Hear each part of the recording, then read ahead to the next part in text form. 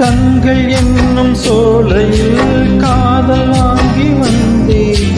வாங்கி வந்த பின்புதான் சாபம் என்று கண்டேன். என் சாபம் தீரவே